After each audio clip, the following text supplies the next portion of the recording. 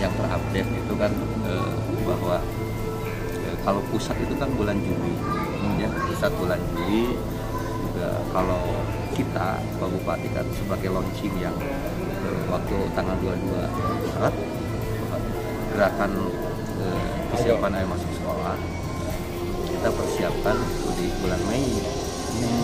Tapi tidak kemungkinan kalau misalnya ada percepatan, ya tidak kemungkinan karena jadi beda ya dengan pusat. Beda, kita lebih dulu karena berbagai masukannya dari masyarakat, orang tua kan lebih cepat lebih baik. Ya. Jadi kan tentunya kita tidak bukan wacana lagi, ya. Bukan kajian atau apapun, ini harus benar-benar menjadi perhatian kita bersama bahwa percepatan ini adalah akselerasi ini memang harus secepatnya diwujudkan, apalagi keinginan Pak Bupati di bulan Mei, tapi tidak kemungkinan bisa lebih cepat. Kita data kesiapan bisa sekolah yang cepat. Nah, yang diinikan adalah kesimpulan 3 menteri itu kan harus ada izin gugus tugas, ada izin gugus tugas dari Satgas, tentunya diketuai oleh Pak Bupati. Yang kedua tadi disampaikan, jadi kesiapan daftar periksa sekolah. Jadi tidak ada alasan sekolah untuk tidak siap. Ya, tidak ada alasan karena kita sudah menggelontorkan anggaran 2 tahun buat turun prokes. Ya, jadi dan ini kan jadi tanggung jawab satuan pendidikan harus seperti itu. Kami memastikan bahwa sekolah harus siap. Ya. Karena dua tahun ajaran itu 2 tahun anggaran, bos. Ya. Itu kan untuk relaksasi, bos. Ya. Salah satu diantaranya kan fokus kepada prokes, ya. Maskernya, ya cuci tangan, ya alat cuci tangan, ya termogan, termasuk juga disinfektan dan sebagainya, semuanya itu bisa dialokasikan untuk itu. Jadi kalau ada sekolah yang menyatakan tidak siap itu ya tentu kami akan ada sanksi. Sanksi yang tegas. Karena semua kan bos sama nerima. Ya, nah ini harus siap. Nah, memang di SKB 4 Menteri itu jadi semua diwajibkan untuk tatap muka terbatas. Jadi itu maksimal 50% siswanya. Ya 50%, juga 3 jam, tidak ada istirahat. Apalagi tidak ada eskul, olahraga, SOP-nya kita sudah dibuatkan. Ya. Nah, ini sisanya yang 50%-nya gimana, Pak? Kita kan nanti misalnya dalam 1 minggu SD, ya itu bisa 2 kali pertemuan, 1 minggu SD, ya.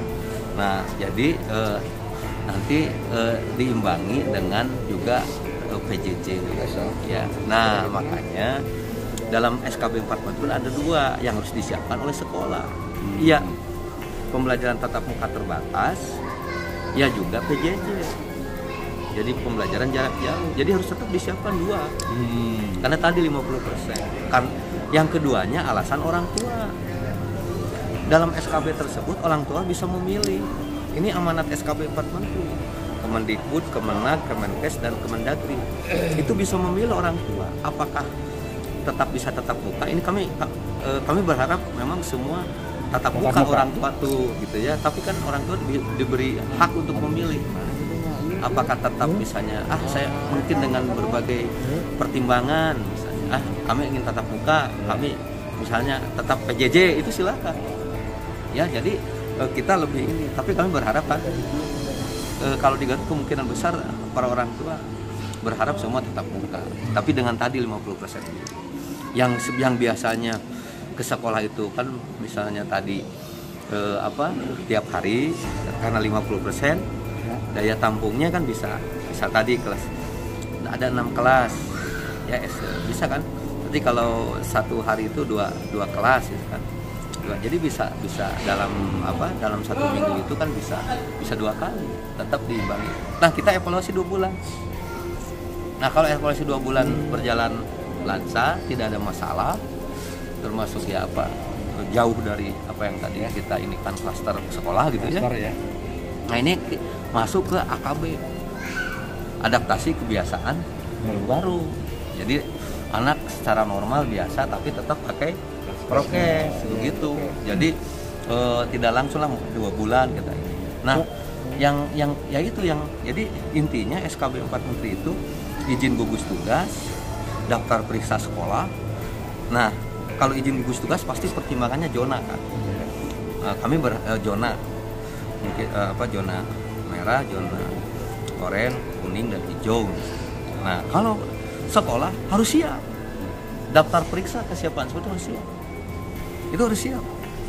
Ya, jadi tidak ada alasan sekolah untuk misalnya tidak siap untuk karena tadi pertimbangan relaksasi bos. Yang terakhir adalah izin orang tua dan itu tidak ada misalnya orang tua bisa memilih tadi. Ya, tidak ini amanat itu bisa memilih. Tapi kami berharap di Garut pasti semua yang tatap muka.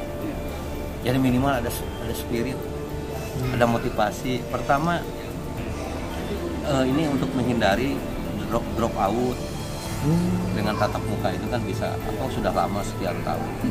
Yang kedua adalah loss learning, ya, pembelajaran yang memang selama ini kan menurun lah. Yang kata saya adalah mengurangi berbagai kekerasan di rumah tangga yang tidak terbayangkan kan, misalnya orang tua harus ngajar kan, dia tidak ditakdirkan untuk jadi guru gitu kan. Nah, ini yang harus diinginkan. Jadi minimal 3 itu bisa. Juga sekarang itu ada pergeseran karakter kan. Pergeseran karakter ya yang harus secepatnya dengan tatap muka harus diselesaikan. Karena tetap kan tidak mungkin kan attitude ini harus dilakukan oleh guru dan secara bertatap muka. Ini kan yang harus dilakukan. Memang pergeseran karakter ini akan apa? Ya kan perilaku